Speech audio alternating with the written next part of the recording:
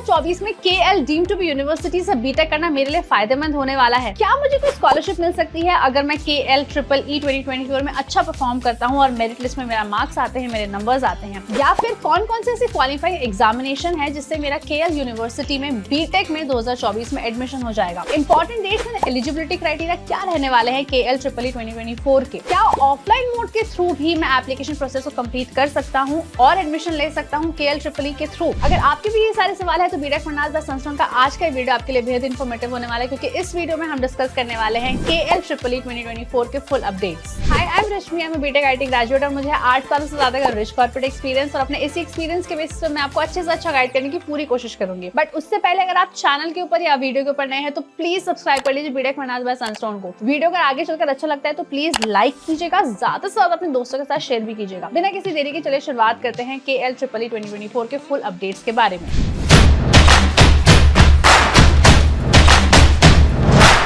Student का सबसे पहला सवाल है कि KL deemed to be university में एडमिशन क्यों लेना चाहिए? कैंपसेस की बात करें तो यहाँ पर आपको हैदराबाद का एंड विजयवाड़ा का 2 कैंपस जो है वो नजर आता है। 100 से ज्यादा ग्लोबल यूनिवर्सिटी से ज्यादा इसके टाई अप है। 20,000 से ज्यादा स्टूडेंट्स का नेटवर्क है। 750 से ज्यादा फैकल्टी मेंबर्स PhD क्वालिफाइड है। टोटल इनके पास फैकल्टीज का नेटवर्क 1400 से ज्यादा का है। अगर मैं NIRF रैंकिंग की बात करूं तो यूनिवर्सिटी लेवल के ऊपर 28th नंबर के ऊपर आती है। ओवरऑल कैटेगरी में 50th रैंक के ऊपर है। इंजीनियरिंग कैटेगरी में 44th रैंक के ऊपर है एंड मैनेजमेंट कैटेगरी में 52 रैंक के ऊपर है। अगर मैं प्लेसमेंट्स की भी बात करूं तो यहाँ पर ऑन एन एवरेज स्टूडेंट्स का पैकेज 10 लाख पर एनम से ज्यादा का लगा है। हाईएस्ट पैकेज 60 लाख का गया है। 5000 से ज्यादा स्टूडेंट्स 2023 में प्लेस ऑलरेडी हो चुके हैं 300 से ज्यादा कंपनीज के ऑफर्स के बाद। सेकंड सबसे बड़ा सवाल कि इतनी अच्छी यूनिवर्सिटी है तो बहुत ज्यादा फीस होगी, क्या मुझे कोई कंसेशन वेव ऑफ मिल सकता है? तो बहुत अच्छी बात है KL deemed to be university की 100 करोड़ प्लस स्कॉलरशिप वर्थ जो है वो स्टूडेंट्स को मिलने वाली है अगर स्टूडेंट्स अच्छा परफॉर्म करते हैं। और अलग अलग तरीके से आप स्टूडेंट्स जो हैं वो ये स्कॉलरशिप अवेल कर सकते हैं। For example there is a special scholarship जब आप रेफर किए जाते हैं by KL university alumni students, यानी कि पास आउट स्टूडेंट्स अगर आपको रेफर करते हैं तो आपको स्कॉलरशिप मिलती है। अगर आप एक मेरिटियस स्टूडेंट्स हैं KL EEE 2024 में अच्छा परफॉर्म करोगे तो स्कॉलरशिप मिलेगी। अगर सेकंड, थर्ड, फोर्थ ईयर में स्कॉलरशिप को कंटिन्यू करना चाहते हो तो फर्स्ट, सेकंड, थर्ड ईयर में अच्छा CGPA मेंटेन किया है तो आपको स्कॉलरशिप मिलेगी। अगर आपके 10+2 में अच्छे मार्क्स थे, JEE रैंक होल्डर रहे हैं आप, तो आपको स्कॉलरशिप मिलेगी। इनफैक्ट 50% से लेके 25% तक का जो वेव ऑफ है वो आपकी फीस में हो सकता है। स्कॉलरशिप की सारी डिटेल्स आपको इस पेज के ऊपर या अपनी स्क्रीन के ऊपर जो है वो नजर भी आ जाएगी। अब हम बढ़ते हैं इंपॉर्टेंट डेट्स की तरफ। तो इसके यानी कि KL EEE 2024 के जो रजिस्ट्रेशन हैं ये स्टार्ट हो चुके हैं। लास्ट डेट टू अप्लाई जो है वो है 13 दिसंबर 2023। इसके बाद 14 दिसंबर तक आप अपना एडमिट कार्ड जो है वो डाउनलोड कर सकते हैं। और एग्जामिनेशन की जो फाइनल डेट आ चुकी है ये आ चुकी है 15 से 18 दिसंबर 2023। तो ये सिर्फ फेज 1 की हम बात कर रहे हैं। फेज 2 और फेज 3 भी होगा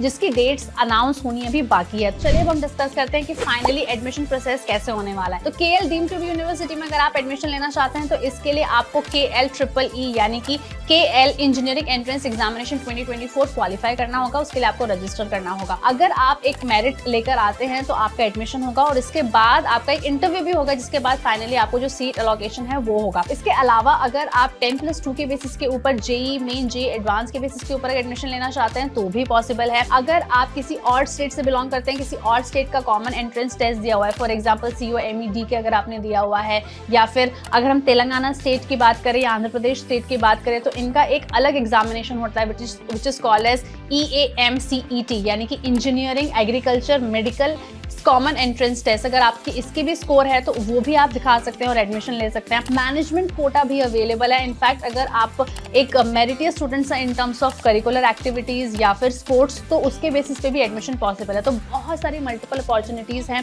जिसको आप अवेल करके एडमिशन ले सकते हैं KL यूनिवर्सिटी में। सबसे अच्छी बात यह है कि इतने सारे ऑप्शन तो आपको मिल ही जाते हैं। साथ के साथ अगर आप UniGOG-E यानी कि UNIGAUGE इंजीनियरिंग एग्जामिनेशन में भी अच्छा मार्क लेकर आते हैं, अच्छी रैंक लेकर आते हैं तो उसके बेसिस पे भी आपका एडमिशन हो पाना पॉसिबल है। अब हम डिस्कस करते हैं एलिजिबिलिटी क्राइटेरिया क्या होने वाले हैं इस एग्जामिनेशन के लिए। तो स्टूडेंट्स अगर हम एलिजिबिलिटी क्राइटेरिया की बात करें तो minimum aggregate and group aggregate आपका मिनिमम 60% होना चाहिए इन क्वालिफाइंग एग्जामिनेशन सच एज 10+2। अगर हम बात करें कि आप कौन कौन से सब्जेक्ट्स लिए हुए होने चाहिए तो फिजिक्स, केमिस्ट्री, मैथ्स, बायोलॉजी आपका होना चाहिए 10+2 में। अगर आप इंजीनियरिंग की किसी भी ब्रांच में एडमिशन लेना चाहते हैं तो physics, chemistry, maths and biology के बेसिस के ऊपर आपका एडमिशन हो सकता है। इनफैक्ट बायोटेक्नोलॉजी के लिए भी बायोलॉजी मैंडेटरी नहीं है, आप एडमिशन ले सकते हैं। बट हाँ, अगर आपने बायोलॉजी ली हुई है एंड फिजिक्स एंड केमिस्ट्री ली हुई है, यानी कि पीसीबी अगर आपने लिया हुआ है, तो आप सिर्फ बायोटेक्नोलॉजी में ही एडमिशन ले पाएंगे। अब हम डिस्कस करते हैं कि किस तरीके से एग्जामिनेशन पैटर्न होने वाला है। तो यहाँ पर स्टूडेंट्स को 3 घंटे का एग्जामिनेशन जो है उसके लिए बैठना होगा, जहाँ पर उनके 3 सेक्शंस होंगे, फिजिक्स केमिस्ट्री मैथ्स के क्वेश्चंस आएंगे। तीनों सेक्शंस में 25 क्वेश्चंस होंगे, सारे के सारे क्वेश्चंस देना मैंडेटरी है, there is no negative marking. तो आप ये 75 क्वेश्चंस